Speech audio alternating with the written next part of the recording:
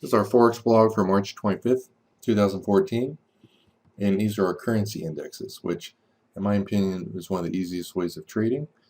I'm spending all my time right now rewriting our trading system and signals into C++. It's about 25% done. Probably by the end of next week I'll have the first draft of that. It might take an extra week, but there's no limit. I ran out of size in our Visual Basic scripting language, so that's what I'm working on. So I might not do as many blog videos as I normally do. But you can see it's been trending down, has a counter trend up, has a nice little double top right here, and the downtrend resumes.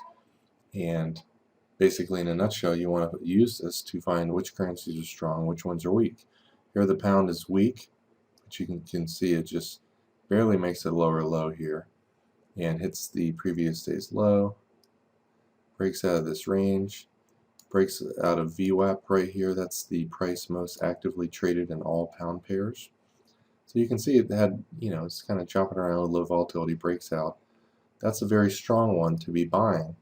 At least short term, it's likely to hit the upper bands, which it does. The longer term trend's down, so it's not likely to explode through the upper bands. But in a nutshell, when you see a currency that's breaking out, and you can use trend lines on this on multiple swing areas if you want. And when it breaks out, you buy against a currency that's weak. The dollar was also weak, just like the pound. It looks like it's going up right now. The euro, it looks like it's breaking down. So you could look for euro pound sells around 530, 540. So here's 530. You're looking at this chart, you're looking for a sell. This one's already kind of drifting down, so you may not want to sell right there. You might want to wait for the next pullback. But basically, once you identify a currency, the euro's going down, the pound's going up, the euro pound's likely to go down. Wait for a pullback or a sideways rectangle pattern, you go short. This is your very tight stop, and you can see, even if you got out right here at this level, you made about 3 times more profit than what your risk was. And that's really the key to trading. Find a strong currency, find a weak one, and the more time frames that are going in one direction, the better. Here, the Australian trended up all day yesterday, came up to the previous swing high, pulled back, didn't really go underneath this low right here, and then when it took off to the upside, and again, you can draw trend lines on these to get pretty accurate breakout areas. This is yesterday's most actively traded price in yellow. This is the hourly moving average in gray. Today's VWAP is in yellow, so it's going from underneath to above today's most, or I should say average price. That's a little bit different than the value profile information. It found support at the low late yesterday afternoon. This is a currency that's likely to go up. All the time frames are pointing to the upside. So at 3:30, let's look at some of the other currencies here. The dollar is underneath its hourly. You don't know that the pound's going to break out at that point. So you can look for Australian dollar buys coming up to 4 o'clock. And the good thing about this is even when, let's say the dollar gets stronger, if the Australian goes up at a more rapid pace than the dollar does, if they both go up, you can still make money buying the Australian dollar because it's a relative strength or weakness between those two that determines the trend. So if they're both going up, but the Australian's going up at a bigger pace, you're going to have a very likely high probability trade here. So you can see this is your risk, and again, you're never going to catch every pip, but you can see even if you got out right here, you made a little bit more than what your risk was. If you held on to here, you made 3 times more than what your risk was. And this one went up, and then it was in a very tight multi-hour rectangle pattern. And so the next breakout level is right here. Normally you want to put your stop underneath the low here. This is your risk. But you can also, if you're a scalper, keep your risk right underneath a few bars right before breaking out. So you can risk less than 10 pips. You can see this one up 20 pips. So the potential profit versus what your risk was is 2.5, 3 times. And that's really the key to trading. Now remember, the pound was down. We saw that the pound got strong later, but at 3:30, you're looking for pound Australian sells, and not all these trades are going to work. But the point is, when they don't, you're typically not going to lose much. So here's 3:30. This one's already kind of coming down a little bit. If you sold the low right here with your stop above the high, you can see over the next hour and a half, it went down more than what your risk was. And you can use tick charts, range charts, or other time frames. This looks like a pretty noisy chart right here. So let's look at one more example. Again, all we're doing is looking to buy the strong versus the weak. The more time frame trends that line up, the better. Here, the pound went from a downtrend to an uptrend. That's a pretty big move in about an hour and a half. You can draw your fibs on this, and if during the pullback it's not able to get underneath the 50 to 62% retracement, the 50% pullback would be right near the hourly moving average. If it holds support at the 38% like it is here and breaks out over the high, you can go long. The longer it goes sideways before it breaks out, the higher the probability of the trade is. So it looks like it's about to go up. All right, so you're long right here around 8. Which one's going down? The euro is trending down. It's right near the lower band. This one just broke out underneath its hourly, and the lower containment band has a long way to go to the downside. You can see here's the hourly, here's where the upper band is. So you have a good 30 minutes to an hour of potential down move in the yen.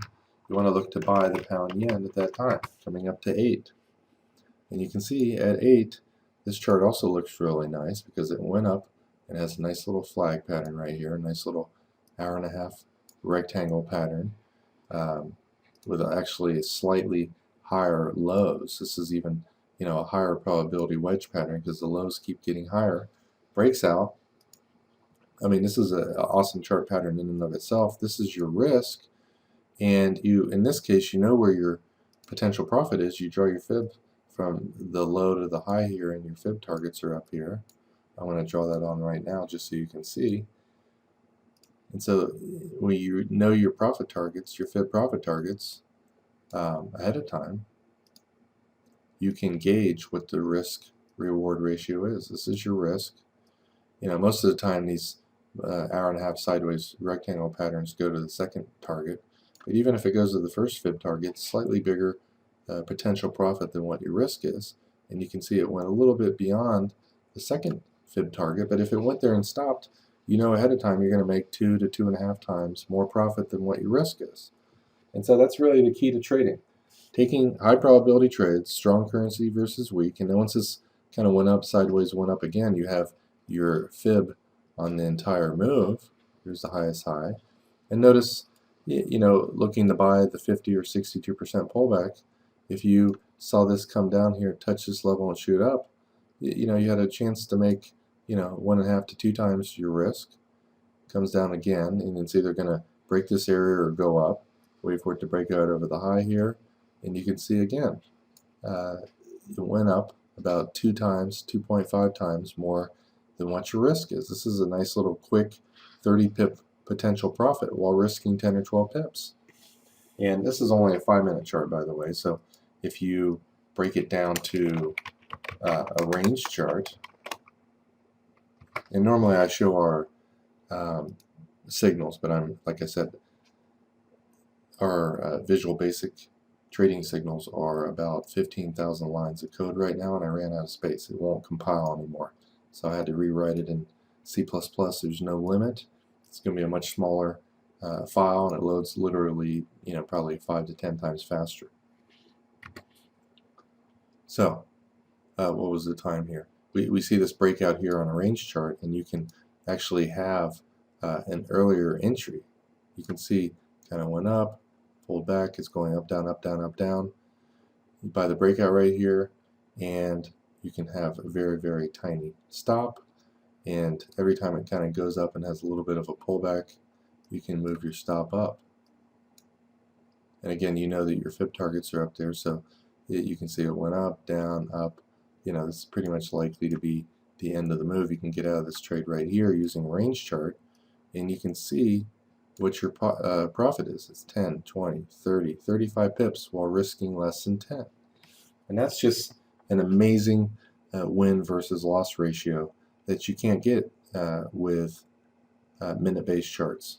And one other thing that I've been doing lately, which is tremendous success, and in fact I'm coding it into the C++ trading system, is if you put the volume profile, which basically lets you see inside each bar where most trades happen, where 68% of the trading activity happen on each bar, you can see a wealth of information you can't see on normal candle charts. Now when you use this in combination with range charts, it's almost like stealing money from a, stealing candy from a baby, for instance. And I'm going to scroll up so you can see this a little bit more.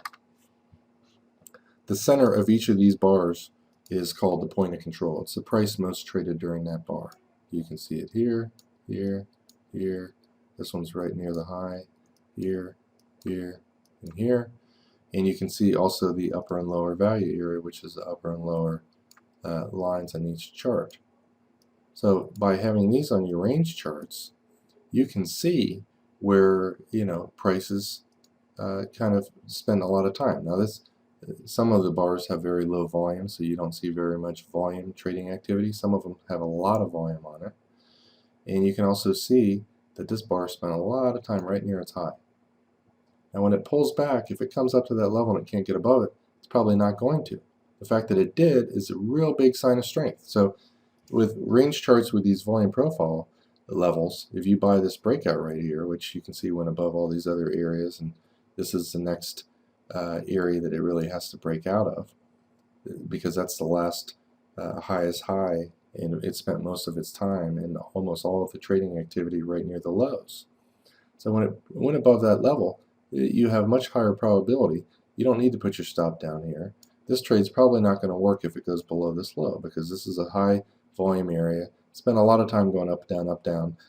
This breakout's likely to work. If it doesn't, you only have to risk, literally less than 5 pips. And so when this thing goes up, you can kind of watch it. Spend a lot of activity here. This trade may or may not work. It went up 10 pips, pulled back. On the next 2 bars doesn't break out over this high, it's probably not going to go higher.